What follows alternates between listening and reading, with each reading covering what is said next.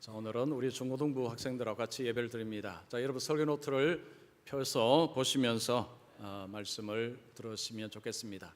자, 오늘부터 4주간 왜 이런 말씀을 라는 시리즈로 말씀드립니다. 오늘은 검을 주러 왔노라 라는 제목으로 말씀을 드리겠습니다. 그 한국 고전 문학에 이런 이야기가 하나 있습니다. 어떤 선비가 한양으로 과거를 보러 갔습니다. 한양에 갔는데 신기한 물건을 하나 보게 됩니다. 거울입니다. 시골에서 살다 보니 그런 거울을 본 적이 없습니다. 거울에 자기 모습이 비추는 것이 너무 신기해서 비싼 돈을 들여서 거울을 구입을 했습니다.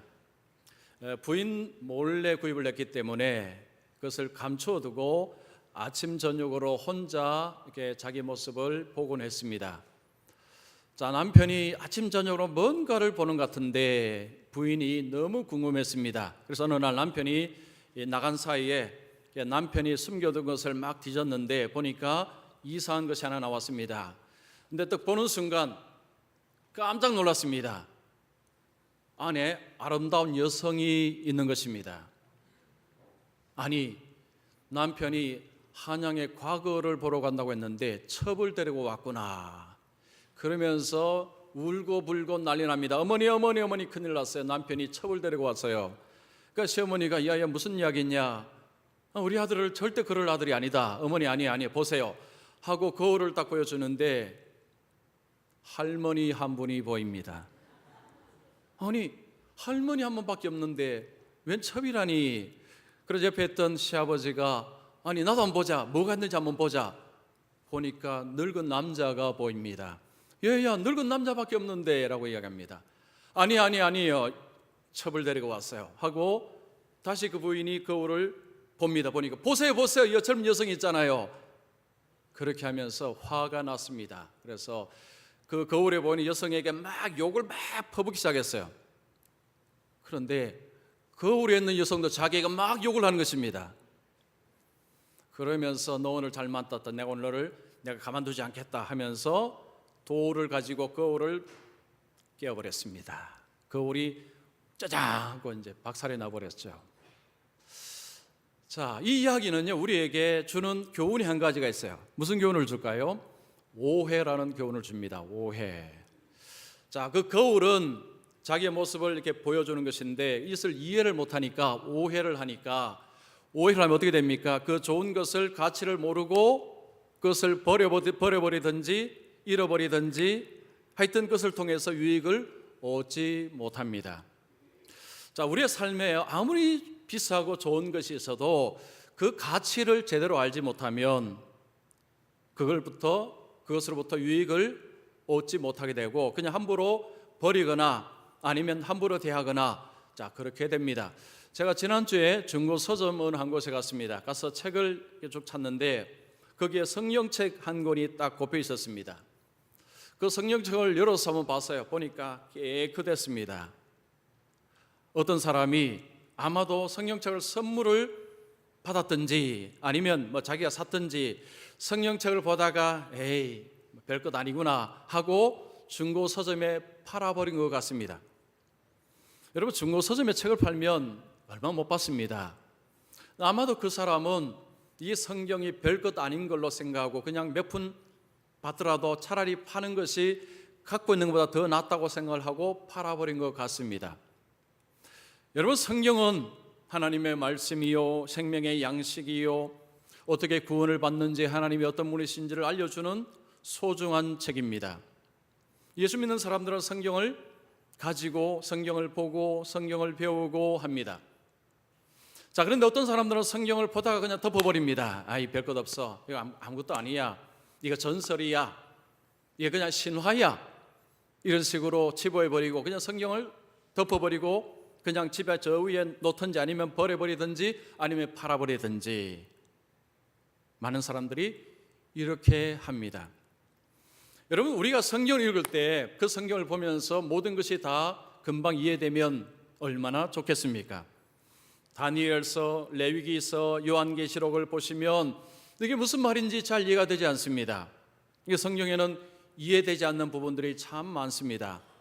소설책은 읽으면서 금방금방 이해가 되지만 성경책은 소설책이 아니기 때문에 읽어도 이해되지 않는 구석들이 참 많습니다. 그런 부분들이 많습니다. 그럴 때 우리가 교회에서 배워야 합니다. 이게 무슨 뜻인가? 배우면 이해하면 성경이 참 좋은 책이구나, 성경은 참 귀한 것이구나 라는 것을 깨달아 알 수가 있습니다. 자, 우리가 성경 읽다 보면 왜 주님이 이런 말씀을 하셨을까라고 궁금한 부분들이 있습니다. 그래서 오늘 제가 시리즈 제목으로 왜 이런 말씀을, 원래는 왜 이런 말씀을 하셨을까, 길어서 하셨을까를 떼버렸습니다. 왜 이런 말씀을, 자 뒤에 보이죠? 왜 이런 말씀을. 여러분 성경 읽으시다가 주님의 어떤 말씀 보고 주님이 왜 이런 말씀 하셨을까라고 궁금한 부분들이 나오는데, 그것을 오늘부터 제가 4주간 말씀을 드립니다. 여러분이 들으시면 나도 이거 보고 궁금했는데, 이상하다고 생각했는데 이게 그 뜻이구나, 여러분이 아실 것입니다. 그래서 여러분 4주 동안 무덥지만 주일날은 교회 가는 날, 예배 드리는 날 그렇게 하셔서 교회에 오셔서 우리 성경 말씀을 잘 이해하셔서 이 말씀이 얼마나 귀한 말씀인지 잘 깨달으시고 이 말씀이 삶의 큰 유익이 되시기를 바랍니다. 자, 오늘 첫 번째 시간인데 오늘 말씀은 예수님이 이런 말씀합니다. 나는 검을 주러 왔노라. 예수님께서 나는 검을 주러 왔노라 말씀합니다. 아니 예수님이 검을 주러 오다니 이게 도대체 무슨 말이야? 예수님이 나는 화평이 아니라 검을 주러 왔다, 이게 이상하게 들립니다. 이해가 되지 않습니다. 예수님이 이런 말씀 하실 리가 없는데, 근데 분명히 예수님이 이 말씀하셨습니다. 예수님은 평화의 왕이십니다. 예수님은 평안을 주시고자 하는 분입니다. 여러분 요한복음 14장 26절 27절을 보십시오. 평안을 너희에게 끼치노니 곧 나의 평안을 너희에게 주노라. 그 평안, 평화입니다. 예수님은 나의 평안을 너희에게 주노라. 예수님이 이 땅에 오셔서 사람들에게 주시고자 하는 것은 평화, 평안입니다. 나의 평안을 너희에게 주노라. 예수님 하면 평화의 왕이시고 예수님은 평안을 주시는 분, 그렇게 알고 있는데 나는 검을 주러 왔노라, 이게 좀 이상하다는 것입니다. 예수님이 잡히실 때 대제사장 장로들이 와서 예수님을 잡을 때 베드로가 칼을 쫙 뺐습니다. 대제사장의 종 말고라는 사람의 귀를 탁 내리쳤습니다. 귀가 툭 떨어졌죠. 그때 예수님이 뭐라고 말씀하셨습니까? 내 칼을 도로 칼집에 꽂으라. 칼을 가지는 자는 다 칼로 망하느니라. 예수님은 칼을 좋아하시는 분이 아니십니다. 칼하고 친한 분이 아니십니다. 예수님은 칼을 잘 사용하시고 제자들에게 너희들 칼을 잘 사용하도록 무술을 익혀라 이렇게 하신 적이 없습니다. 예수님은 칼과 별로 친하지 않는 분입니다. 칼을 칼집에 꽂으라, 칼로 망한다, 이런 말씀하신 분이 내가 화평이 아니라 검을 주러 왔노라 말씀하시니까 이것을 읽을 때 이게 좀 무슨 말인지 이해가 안 되는구나. 여러분, 이 검이라는 것은 전쟁할 때 쓰는 것입니다. 싸울 때 쓰는 것이 검입니다. 예수님이 이 말씀은 내가 검을 주러 왔노라라는 것은 예수님이 오면서 세상에 불화, 갈등, 전쟁, 분쟁 이런 것들이 일어났다는 것입니다. 예수님이 가신 가정의, 나라의, 사회 속에 분쟁, 갈등, 불화가 일어났다는 것입니다. 예수님을 잘 모르고 이 말씀 들으면 예수님은 정말 잔인하구나, 어떻게 예수님이 간 곳에 전쟁이 일어나고 불화가 일어나고 분쟁이 일어날 수 있느냐, 예수님 참 나쁜 분이네, 이런 생각이 들 수 있습니다. 물론 그렇지 않습니다. 자, 예수님이 왜 이 말씀하셨는가? 제가 오늘 3가지 이유를 가지고 말씀합니다. 자, 예수님이 들어가고 복음이 들어가면 불화, 분쟁, 갈등, 싸움이 일어나는데 이게 무슨 의미인지, 왜 이런 일이 일어나는지 오늘 말씀 잘 들어보시고 여러분 그 빈칸에 잘 한번 채워보시기 바랍니다. 자, 믿지 않는 사람들은 첫 번째, 예수님과 복음을 싫어하기 때문에 분쟁과 불화와 갈등과 전쟁이 일어난다는 것입니다. 복음이 들어간 사회 속에, 나라 속에 갈등, 분쟁, 싸움은 일어납니다. 복음이 들어간 곳마다 조용하게 들어가서 그 나라의 모두가 복음화되는 일은 없었습니다. 복음이 들어가면 항상 이런 갈등과 분쟁이 일어났습니다. 자, 예수님께서 이스라엘 땅에 오셨습니다. 예수님이 30년 동안은 가만히 계시다가 30세에 활동을 시작하셨습니다. 그리고 예수님이 3년 뒤에 십자가에 죽으셨습니다. 예수님이 왜 죽으셨습니까? 이유가 두 가지입니다. 하나는 하나님께서 예수님을 이 땅에 보내신 이유가 십자가에 죽는 것이기 때문에 예수님은 하나님의 뜻에 순종해서 십자가를 지셨습니다. 그것은 성경이 말하는 뜻이고, 사람들의 눈에 보이는 이유는 이스라엘의 종교 지도자들이 예수님이 미워서 예수님을 고발하고 예수님이 그래서 십자가에 죽으셨습니다. 예수님이 오셔서 무슨 말씀하셨습니까? 회개하라, 천국이 가까웠느니라. 그 이야기를 하자 가장 발끈한 사람들이 누구냐면 이스라엘의 지도자들이었습니다. 장로들, 바리새인들, 서기관들, 이런 사람들이 이스라엘의 지도자들입니다. 그들이 발끈했습니다. 회개하라! 이거 무슨 의미입니까? 지금 너희들은 잘못되고 있다. 너희들은 잘못 살고 있다. 너희들이 그렇게 살면 구원받지 못한다. 그러면 너희들은 지옥에 간다. 회개하라! 돌아서라! 그들은 생각합니다. 아니 이게 무슨 소리냐? 아니 우리는 아브라함의 후손이요, 우리는 하나님의 백성이요, 우리는 하나님의 백성이고 천국 가는 백성인데, 아니 우리더러 회개하라. 기분 나쁘다는 거죠. 근데 이게 그냥 조금 기분 나쁠 정도가 아니고 굉장히 기분이 나빠서 그들은 모여서 뭘 모의하기 시작했습니까? 저 예수 죽이자. 예수님은 그들 속에 있는 불의, 탐욕, 더러움을 막 끄집어내기 시작했습니다. 겉으로는 거룩하게 보이지만 그 속에는 탐욕이 가득한 자들이 바로 그들이었습니다. 보통 사람들은 그들 속에 있는 것을 알지 못하지만 예수님은 다 아셨습니다. 예수님이 하나씩 끄집어내자 그들이 도저히 못 참겠다. 저 예수가 있는 한 우리의 모든 권위, 우리의 모든 이익들은 다 끝장나겠다. 저 예수 죽이자. 그래서 예수를 고발하고 예수님이 십자가에 죽으신 것입니다. 예수님은 그들 향해서 이런 말씀도 하셨습니다. 세리들과 장녀들아, 장녀들이 너희보다 먼저 하나님 나라에 들어가리라. 세리와 장녀는 그 당시에 가장 죄가 많다고 생각하는 사람들입니다. 결코 천국에 들어가지 못하는 사람들인데 예수님은 이 세리와 장녀들이 너보다 먼저 천국에 들어가리라. 이들은 들어가도 너희들은 못 들어갈 수 있다는 이야기입니다. 세상에 이런 식으로 말씀하시는 그 예수님 앞에서 그들은 예, 알겠습니다. 회개하겠습니다. 사람은 그렇게 고분고분한 존재가 아닙니다. 자, 예수님의 제자들도 바울도 나가서 선포하는 것이 회개하라, 하나님께로 돌아오라. 이것이 복음의 선포의 내용입니다. 어느 시대건 어느 사회건 복음이 들어가면 너는 죄인이다, 회개하라.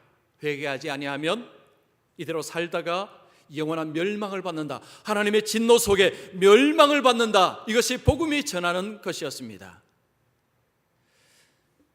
이 소식이 어느 시대든 어느 나라에든 들어가면 사람들 기분을 굉장히 나쁘게 만들었습니다. 여러분, 길 가는 사람에게 당신 죄인이야, 당신 이렇게 살면 지옥 가, 한번 해보십시오. 가만히 있을 사람이 있겠는가? 아니 내가 무슨 법을 어긴 것도 아니고 나는 착하게 열심히 살고 있는데 무슨 내보고 죄인이라고? 왜 내가 멸망당해야 되느냐? 아니 나는 착하고 열심히 살고 있는 시민인데 왜 나보고 죄인이라고 하느냐? 죄인이라는 이야기, 회개하다는 이야기는 보통 사람들을 굉장히 기분을 나쁘게 만드는 소식입니다.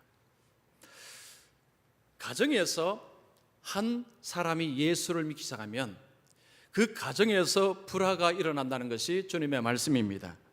35절 보십시오. 내가 온 것은 사람이 그 아버지와 딸이 어머니와 며느리가 시어머니와 불화하게 하려 함이니.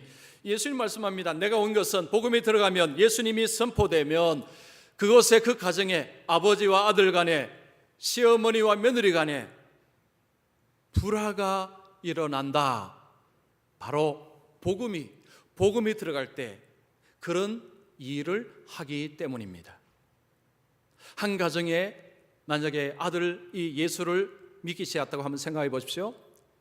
예수를 믿으면 그냥 예수 믿는 것하고 안 믿는 것 별 차이가 없이 그냥 사는 것이 아닙니다. 예수를 믿기 시작하면 삶이 달라집니다. 삶이 분명해집니다. 그러면 그 옆에서 그것이 굉장히 부담스럽고 껄끄럽고 싫습니다. 우리 중고등부 학생들 생각할 때 아니 뭐 예수 믿는다고 무슨 불화가 일어나고 뭔 그런 일이 일어나는가, 그냥 예수 믿는 사람 믿고 안 믿으면 안 믿고 쿨하게 하면 되지, 이런 생각을 할 수도 있어요. 이게 쿨할 일이 아닙니다. 이게 쿨할 일이 아니라는 거예요. 그냥 아들은 예수 믿고 딸은 불교 다니고 이렇게 그냥 그렇게 살면 되지, 이건 망구순진한 생각이에요.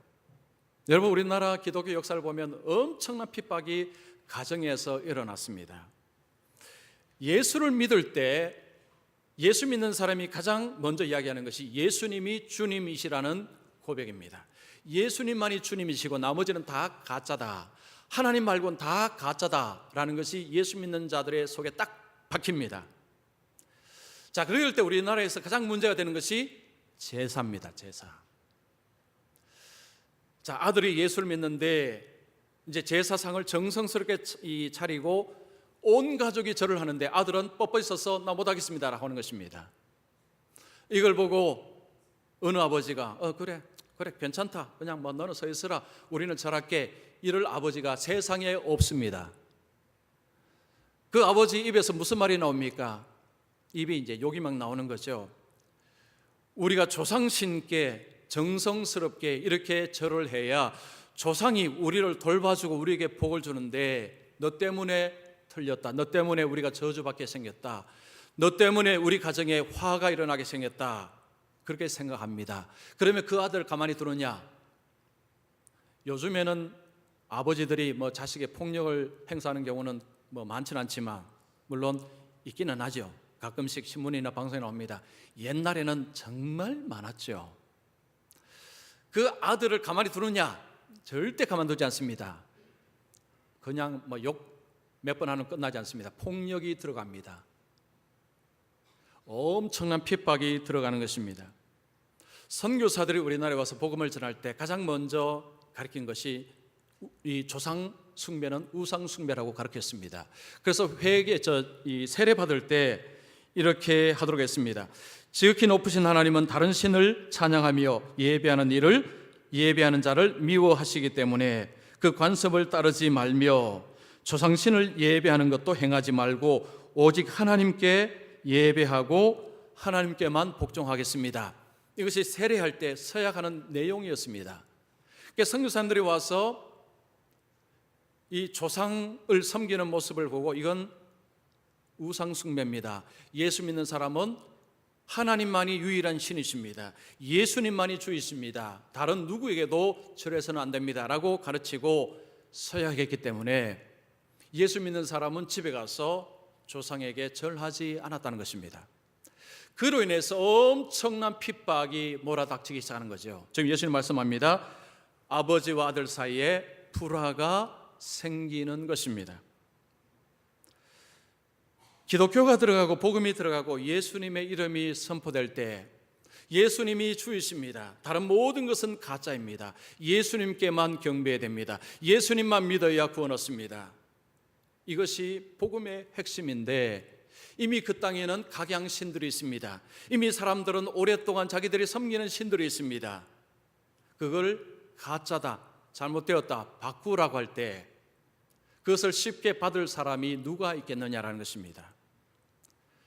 오랫동안 조상을 섬기면서 이것은 조상에게 효도해야 우리가 복을 받는다고 생각하며 그렇게 살아왔던 그 아버지, 그 어머니에게 아들이 이건 가짜입니다, 아니에요 했을 때 어느 부모가 가만히 있겠느냐라는 거죠. 어느 형제가 그 형제를 보고 너 참 잘한다, 그래 너 말이 맞다, 이렇게 할 형제가 누가 있겠습니까? 그때부터 폭력이 난무해지고 핍박, 온갖 어려움이 발생하는 것입니다.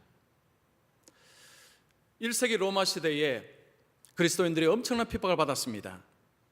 핍박받은 이유는 딱 한 가지입니다. 황제가 내가 주다, 나를 주라 불러라고 했습니다. 그러나 예수 믿는 사람은 아닙니다, 예수님만이 주이십니다. 당신은 우리의 주가 아니십니다. 라고 했기 때문에 예수 믿는 자들을 잡아들이고 그들에게 엄청난 매질을 했습니다. 이 로마 시대 매질은요, 그 조개 껍질을 끄트머리 달아서 사람을 칩니다. 그러면 이 옷을 벗겨놓고 치면 살점이 떨어져 나갑니다. 피가 막 솟구치는 거죠. 예수님이 매질 당하실 때 그렇게 매질 당하셨습니다. 그 정도로 끝나지 않습니다. 그런데도 예수님이 주라고 계속 고백을 하면 굶은 사자에게 그냥 사람을 밀어 넣어버렸습니다. 근데 사자에게 밀어 넣기 전에 옆에다가 황금 마차를 딱 세워놓고 너가 황제가 주이시고 예수가 주가 아니라고 고백만 하면 이 황금 마차에 태워서 너를 내보내주겠다라고 이야기를 합니다. 그런데 역사가의 기록에 의하면 누구도 그렇게 변절하지 않았다고 합니다. 모두가 예수님이 주이십니다 하고 그 사자굴에 던져졌다는 것입니다. 예수가 들어가자, 복음이 들어가자 사람들은 흥분하기 시작합니다. 저 사람을 죽여라, 저 사람을 죽여라. 그들이 하고 있는 것을 잘못되었다고 이야기하고 그들의 신을 가짜라고 이야기하자 그들이 흥분하기 시작하고 그들이 폭력을 행사하고 핍박을 행사하기 시작한 것입니다. 작게는 가정에서부터. 우리 성도님들 중에서도 이 가정에서 핍박받으신 분들 아마 계실 것입니다. 이전에 우리 기독교 이 교회사를 보면요, 이런 일이 정말 많았습니다. 보통 가정에서 어머니들이 예수를 처음에 많이 먼저 믿고 남편의 엄청난 핍박을 받고 그리고 자녀들에게까지 핍박받는 이야기가 있습니다. 그런 이야기가요 한두 건이 아닙니다. 무수합니다. 그런데 나중에 어떻게 된 줄 아십니까? 그렇게 핍박하던 남편이 예수 믿고 교회 장로가 되고 목사가 되고 그 자녀들이 또 교회에 나오고 예수 믿고 이런 역사들이 부지기 있습니다. 그 엄청난 불화가 있었지만 그때 믿음의 사람들이 그때 어떻게 행동했습니까? 선으로 악을 이겼습니다. 여러분 요한복음 16장 33절 보십시오. 세상에서는 너희가 환난을 당하나 담대하라 내가 세상을 이기었노라. 자, 예수 믿는 어머니들, 예수 믿는 자녀들이 가정에서 그런 핍박을 당할 때 폭력한다고 맞폭력으로 행사하지 않았습니다. 예수님이 하신 말씀이 내가 세상을 이기었노라, 나를 믿어라. 그리고 예수님 말씀을 붙잡고 선하게 더 사랑하고 더 섬김을 통해서 남편이 굴복하고 자식들이 굴복해서 결국은 교회로 다 돌아왔습니다. 그래서 심지어는 부모님이 예수 안 믿고 완강한데 나중에 부모님 예수 믿고 임종하시기 전에 딸인 아들에게 야야 고맙다. 제가 그런 이야기 최근에도 들은 적이 있습니다. 야야 고맙다라는 거죠. 그렇게 자식을 무시하고 핍박하고 폭력을 행사했는데 나중에 임종 전에는 야야 고맙다. 이게 복음입니다. 복음. 복음이 들어갈 때 분열, 아픔, 갈등이 일어나지만 엄청나게 고난을 당합니다. 그런 일이 일어나지만 그 가운데서도 주님 안에서 그것을 참고 계속 믿음으로 나가면서 선을 행함으로 결국은 사랑으로 다 굴복시키고 모두가 구원받는, 이게 우리나라 대한민국 구원의 역사고 교회 부흥의 역사입니다. 복음이 들어가면 사람들을 싫어합니다. 그래서 불화, 분쟁, 고통이 일어나는 것입니다. 그 다음 두 번째 이유는 예수님은 우리에게 최고의 사랑을 요구하기 때문입니다. 자, 여러분 37절 말씀 보십시오. 아버지나 어머니를 나보다 더 사랑하는 자는 내게 합당하지 아니하고 아들이나 딸을 나보다 더 사랑하는 자도 내게 합당하지 아니하며. 자, 이 말씀이 참 이해하기 쉽지 않은 말씀입니다. 아버지보다 어머니보다 주님을 더 사랑하라는 것입니다. 최고의 사랑을 달라는 거죠. 아버지 어머니보다는 그래 아버지 어머니를 더 사랑하고 그 밑에 나를 사랑하라 이러면 얼마나 좋겠습니까? 우리 학생도 그렇죠. 그러면 얼마나 좋겠습니까? 그런데 예수님은요 어머니 아버지보다 더 나를 더 사랑하라, 과격한 요구를 하십니다. 이거 굉장히 과격해요. 독점적인 헌신을 요구하시는 것입니다. 너는 나에게 독점적으로 나에게 헌신하라 이런 이야기예요. 여러분, 이거 굉장히 과격한 이야기입니다. 아니, 주님이 왜 이리 말씀하셨을까? 이런 의문을 달 수 있는 표현입니다. 여러분, 독점적인 그 헌신을 요구할 수 있는 관계는 부부관계입니다. 부부관계. 부인이 아내에게, 아내가 부인한테 당신 나만 사랑해야 돼요 라고 할 수 있는 관계가 부부관계입니다. 결혼 서약할 때 그런 이야기 하죠. 머리가 팥뿌리 맞죠? 예. 뿌리 되어서 죽을 때까지 나는 당신만 사랑하겠습니다 라고 서약하는 것이 결혼식입니다. 딱 그럴 때 큰 소리로 대답하지 않습니까? 자, 그런데 길을 가는데 남편이 아름다운 여인을 보고 자꾸 눈을 자꾸 돌립니다. 그러면 아내가 그걸 보고 박수 칩니까? 당신 잘해요. 네, 정신 나간 부인이죠. 네, 그러면 막 화를 내지 않습니까? 막 욕을 좀 하겠죠, 그죠? 이 부부관계는 서로 간의 독점적인 관계입니다. 독점적인 헌신을 요구합니다. 이것이 부부관계의 핵심입니다. 그런데 주님이, 아니 내 배우자도 아닌데 주님이 우리에게 너는 나만 사랑해야 된다라고 하실 때 우리가 이런 질문하는 거죠. 주님이 그렇게 말하실 권리가 무엇입니까? 주님은 무슨 권리로 이런 과격한 사랑을 요구하십니까? 여러분, 요한일서 4장 10절 말씀, 자, 우리 같이 읽습니다. 사랑은 여기 있으니 우리가 하나님을 사랑한 것이 아니요 하나님이 우리를 사랑하사 우리 죄를 위하여 화목제물로 그 아들을 보내셨습니다. 자, 여기 보면 우리가 하나님을 먼저 사랑하지 않고 하나님이 우리를 먼저 사랑하셨다라는 말씀이 나옵니다. 내가 하나님을 알고 사랑하는 것이 아니고 하나님이 나를 먼저 사랑하셨다는 것입니다. 하나님이 나를 먼저 사랑하셨다는 것 자체가 권리가 있다고 볼 수 있습니다. 그런데 하나님은 말로만 사랑하지 않습니다. 나는 너를 사랑한다 말로만 하는 사랑 누가 못합니까? 하나님은 그 사랑의 증거를 보여주십니다. 그게 무엇입니까? 독생자를 이 땅에 보내시는데 나의 죄를 씻기 위해서 보내시고 십자가를 죽으셔서 하나님과 우리의 원수 관계를 청산하고 하나님과 우리와 하나님과의 아버지와 자녀의 관계로 돌려놓으시고 하나님의 백성 삼으신 것, 그 사건이 바로 십자가의 죽으심 사건입니다. 하나님은 말씀합니다. 나는 너를 구원하기 위해서 내 아들을 십자가에 넣어놓았다. 이것이 내가 너를 사랑한 증거다. 어느 종교에 이런 이야기를 하는 종교가 없습니다. 기독교만이, 성령만이 우리에게 그런 이야기를 합니다. 하나님은 너희를 먼저 사랑하셨다. 증거가 뭐냐? 너희들의 죄를 씻기 위해서 독생자를 이 땅에 보내심으로 십자가에 죽으심으로 하나님과 너희 관계를 화목하게 하신 이것이 바로 하나님이 우리를 사랑하신 증거다라고 이야기를 합니다. 예수님이 우리를 사랑함으로 자신의 몸을 내어놓으셨습니다. 그리고 예수님 말씀합니다. 너는 나만 사랑해야 된다. 아니 나는 그렇게 못해요 라고 할 때 내가 너를 위해서 내 생명을 내어놓았다. 너는 지옥에서 영원히 멸망할 수밖에 없었는데 내가 너를 그 지옥에서 건져내고 영원한 하나님 나라에서 복을, 영원한 생명을 누리기 위해서 내가 내 목숨을, 내 생명을 내어놓았단다. 그러면 어떻게 됩니까? 주님, 맞습니다. 알겠습니다. 주님 그렇게 말하실 권리가 충분합니다. 주님은 그렇게 말씀하실 수 있습니다.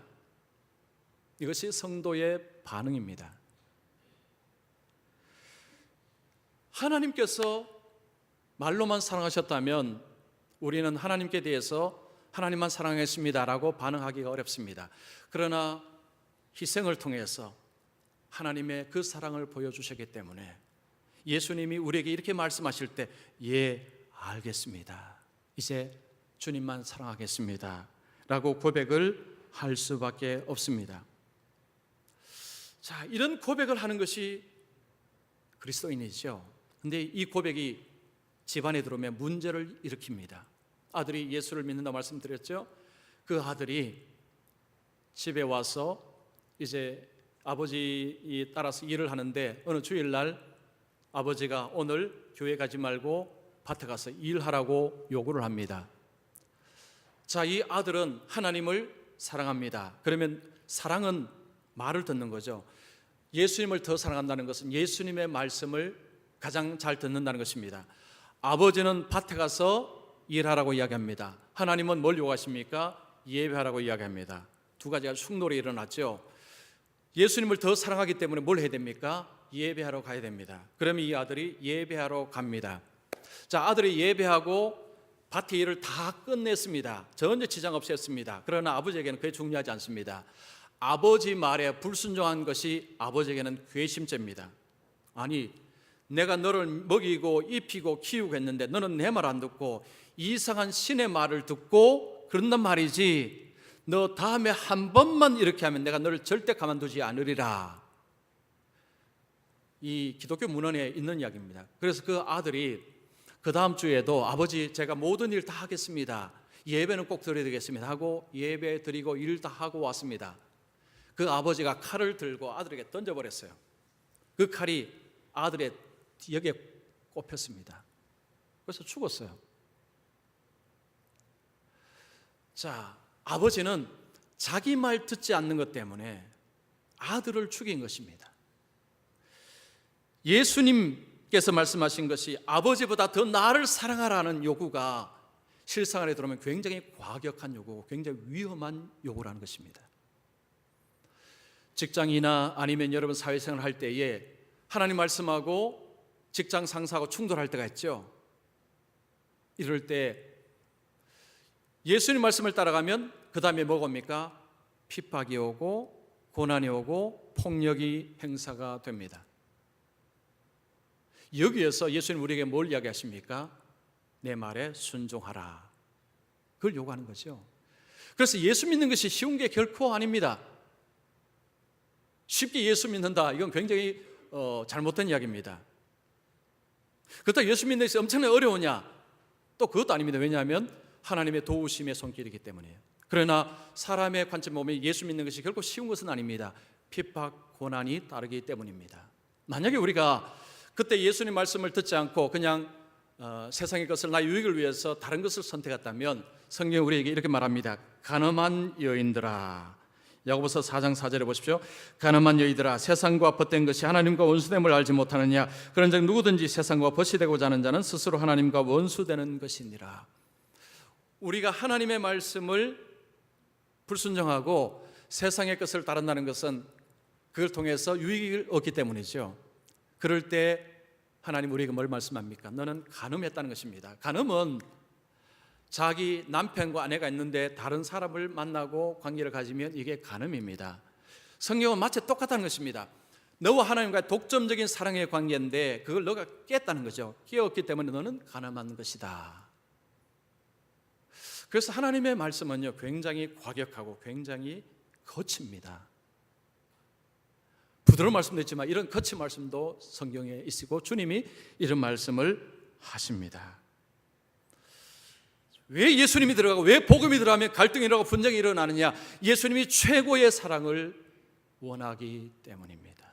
여러분, 예수님을 최고로 사랑하십니까? 자신 없으십니까? 자, 다시 묻게요. 여러분, 예수님을 최고로 사랑하십니까? 삶으로 보여주십시오.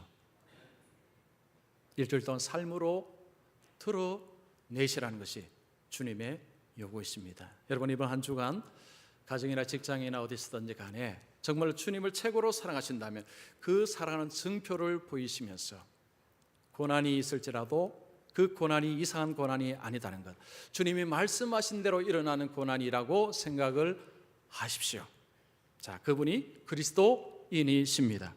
그 다음에 세 번째 이유는 영원한 생명을 얻는 하나님의 방법이기 때문입니다.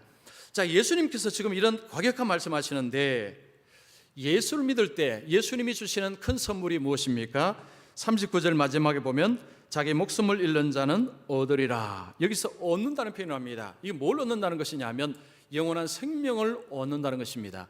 자, 예수님을 믿고 예수님 때문에 이런저런 고난을 당하는데 결국은 뭘 얻느냐? 영원한 생명을 얻는다라는 표현을 씁니다. 예수님이 우리에게 주시는 최고의 선물은 영원한 생명입니다. 영원한 생명. 그런데 이 영원한 생명은요, 그냥 아스팔트 길에 리무진 타고 그냥 편안하게 가다가 슉, 이게 아니라는 것입니다. 그러면 예수 믿는 것이 얼마나 쉬울까요? 그런데 지금 예수님 말씀 보십시오. 38절에 뭐라고 말씀합니까? 자기 목숨을 또 자기 십자가를 지고 나를 따르지 않는 자도 내게 합당하지 아니하니라. 여기서 합당하다는 것은 자격이 없다는 이야기입니다. 자기 십자가를 진다. 이걸 어떻게 이해하십니까? 많은 분들이 자기 십자가를 진다는 것을 이렇게 생각합니다. 그냥 삶 속에 어려움이 생기면 이건 내가 저희들 십자가지. 자녀가 말을 안 들으면 아이 뭐 저 자식은 내가 저희들 십자가지. 그거 십자가 아닙니다. 여러분 다시는 그런 말씀하십시오. 그건 십자가가 아닙니다. 여기서 말하는 십자가는 예수님을 따르는 가운데서 당하는 어려움, 환난, 이것을 십자가로 말합니다. 자기 십자가를 지고 나를 따르지 않는 자라고 말씀합니다. 예수님을 따른다는 것은 십자가의 길입니다. 예수님이 십자가를 지시고 십자가에서 죽으셨습니다. 예수님은 너도 내가 간 그 십자가 길로 따라와야 된다. 그래야 내게 합당하다. 예수님이 지금 그 말씀하고 있습니다. 그런데 그 길이 문제는 죽음의 길이라는 거죠. 그래서 39절에 이런 말씀합니다. 자기 목숨을 얻는 자는 잃을 것이요, 즉 예수님을 위해서 내가 고난의 길을 가지 않고 내 편한 길로 가다가는 다 잃어버린다는 것입니다. 잃는다는 것은 영원한 생명을 얻지 못한다는 것이고, 그리고 예수님 때문에 고난을 받아 자기 목숨을 잃는 자는 얻으리라. 예수님의 고난의 길을 따라가다가 이 땅의 목숨이 끝나면 진짜 영원한 생명을 얻게 된다, 그런 이야기입니다. 자, 이런 이야기를 하면 어떤 사람들은 이거 목숨 끝나면 다 끝나는 것인데 무슨 그런 이야기가 다 있습니까? 사람들은 이 땅의 죽음이 다 끝나는 것이라고 이야기합니다. 죽으면 다 끝나버린다, 죽으면 다 끝난다. 오늘날 사람들이 이게 상식입니다. 여러분 학생들, 이게 상식이 아니에요. 이건 무식한 사람들의 상식이에요. 죽으면 다 끝나는 게 아닙니다. 그럼 예수 믿을 필요가 없어요. 예수님은 우리에게 영원한 생명을 주시기 위해서 오셨고, 예수님의 부활하심으로, 죽으셨다가 부활하심으로 영원한 생명이 있다는 것을 직접 보여주셨습니다. 기독교는요, 증명이 되고 증거가 있는 종교가 기독교입니다. 예수를 믿는다는 것은 고난과 어려움이 있지만, 그러나 그 길 마지막에 뭐가 있느냐? 영원한 생명이 있다는 거죠. 예수님께서 우리에게 엄청난 것을 요구하시는데, 이렇게 요구하시는 이유가 마지막에 엄청난 선물이기 때문입니다. 마가복음 10장 29절 30절 보십시오. 예수께서 이르시되 내가 진실로 너희에게 이르노니 나의 복음을 위하여 집이나 형제나 자매나 어머니나 아버지나 자식이나 전토를 벌인 자는 현세에 있어 집과 형제와 자매와 어머니와 자식과 전토를 100배나 받되 박해를 겸하여 받고 내세에 영생을 받지 못할 자가 없느니라. 아버지 버리라는 이야기가 아닙니다. 자, 이 이야기는 집안에서 고통과 핍박과 어려움을 당할지라도 끝까지 참고 견디는 자에게 주님이 주시는 내세에 영원한 생명이 있다는 것입니다. 제가 얼마 전에 기독일보라는 신문을 봤습니다. 인터넷에서 신문을 봤는데, 여기 보니까 이란의 아프샤라는 이 어떤 남성이 감옥에서 15년형을 받고 이제 교도소에서 이제 생활을 하는데 엄청난 핍박을 받는 이야기가 실려 있습니다. 제목이 뭐냐? 너 예수 믿는다는 것. 유일한 제목이 그겁니다. 그래서 국가보안법을 걸어서 15년형을 선고받았어요. 북한하고 비슷하죠. 그런데 이 사람이 감옥에 들어가서 교도관들이요, 가만두지 않습니다. 온갖 모욕을 다 한다고 합니다. 기독교에 대한 모욕, 예수에 대한 모욕, 그리고 그 사람에 대해서 엄청나게 고통을 또 준다고 합니다. 감옥에 들어가는 것도 고통인데 거기 들어가서도 엄청난 고통을 준다고 합니다. 그래서 이 사람이 쓴 편지가 공개가 되었습니다. 한번 들어보십시오. 나는 다른 사람을 학대하는 일을 하지 말라고 배웠다. 난 아무것도 잘못한 일이 없는데 교도관이나 사람들 모두 기본적인 필요조차 빼앗아간다. 감옥에서 필요한 것들도 주지 않는다는 것입니다. 그러나 난 당신들을 위해 기도하겠다. 당신들은 법정에 있는 목사님과 가족들, 사람들 앞에서 한 약속을 하나도 지키지 않았을 뿐 아니라 매일 나를 더 미워하고 사람들이 교도소로 찾아왔을 때 나로 하여금 만나지 못하겠다. 난 할 말이 없다. 당신들이 원하는 대로 지금까지 해오던 대로 하라. 정의와 법과 도덕을 따르지 말라. 난 당신들의 잔인한 결정에 따라 나의 삶을 천천히 끝내기로 했다. 이것이 내가 단식 투쟁을 하는 이유다. 당신에게는 어떤 재정적인 손실도 없을 것이다. 난 약도 먹지 않을 것이다. 내가 천천히 죽어가는 것을 보면서 당신들이 더 나아지기를 바란다. 이 사람은 그 땅에서, 그 감옥에서 나는 주님을 위해서 죽기로 결정을 했습니다. 사람들이 핍박하고 욕하고 먹을 것도 제대로 안 주고 할 때 이 사람이 단식을 결정하고 금식을 결정한 거죠. 그래서 나는 여기서 내가 생명을 끝내겠다. 그러나 당신들은 나를 통해서 뭔가 깨닫기를 바란다. 여러분 같으면 이렇게 하실 수 있겠습니까? 이거 어마어마한 이야기죠. 이게 지금 우리나라 아닌 북한에 일어나고 있지만 지금 이 동시대에 이란에 일어나고 있는 일입니다. 무슬림 국가, 이슬람 국가 속에서 예수 믿는 것이 엄청난 핍박의 원인이 되고 있습니다. 이런 가운데서 그들은 예수 믿는 것을 끝까지 포기하지 않습니다. 엄청난 핍박 속에 생명이 끊어지는데도 그들은 예수님을 붙잡습니다. 왜냐? 이유가 한 가지입니다. 영원한 생명이 있기 때문에. 그거 없는데 이거 하면 바보죠. 등신입니다. 여러분, 예수 안 믿는 사람, 예수님 믿는 사람 보면 등신같이 보입니다. 바보처럼 보입니다. 눈에 보이지도 않는 하나님, 그 하나님을 위해서 온갖 헌신과 다 하니까요, 바보처럼 보이죠. 우리 바보 아닙니다. 여러분, 저 등신 아닙니다. 우리 학생들 나 등신 아니에요, 그죠? 우리 바보 아니에요. 무수한 사람들이 예수를 핍박하다가 나중에 정말 하나님이 살아계시는구나, 예수를 정말 십자가 지셨구나, 이런 사람들이 한둘이 아닙니다. 예수 믿는 가운데서 엄청난 사람들이 고난과 순교를 통해서 이 땅을 떠났습니다. 여러분, 히브리서 11장에 보면 믿음의 사람들이 톱에 계곡에 갇히고 엄청난 고통을 당했습니다. 그런 사람들의 이야기가 쭉 나열됐습니다. 무슨 이야기입니까? 예수 믿으면 고난을 당하지만 그들에게는 영원한 생명이 기다리고 있다. 너희들도 주님이 주시는 그 영원한 생명을 원하거든 주님이 가신 그 고난의 길, 힘든 길을 걸어가라. 그 길 속에 주님이 주시는 영원한 생명이 있다. 이것이 복음입니다. 이것이 성경이에요. 이것이 기독교 메시지예요. 예수 믿으면 잘 됩니다. 예수 믿으면 번성합니다. 이거 좀 여러분 가짜예요. 그건 가짜입니다. 그 소리에 환호를 지르고 있는데 그거 아니에요. 그거 가짜예요. 진짜는 바로 이겁니다. 주님 믿으면 불화가 생기고 어려움이 생기지만 그러나 그 너머에 영원한 생명이 있다. 그것을 소망하고 고난을 참고 견뎌라. 자, 우리에게는 이런 고난은 없습니다. 그런데 우리는 조그만 고난도 싫어하고 피하려고 합니다. 조그만 고난 우리는 피하려고 해요. 여러분, 주일날 예배 오는 것도 어떤 분에게는 고난이 될 수 있어요. 아이고, 가기 싫은데 내가 꼭 가야 되나? 그분에게 이것도 고난이에요.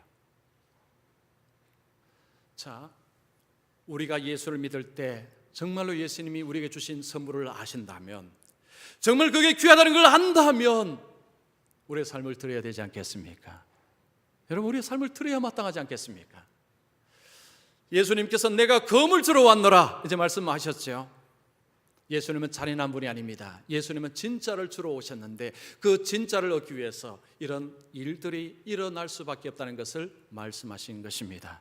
오늘 예배 드리는 분들은 이런 세상의 소리에 속지 마시고 하나님의 말씀을 따라서 주님이 말씀하시는 길을 걸어가심으로 영원한 생명을 누리시는 모든 분들 되시기를 축원합니다. 기도하겠습니다.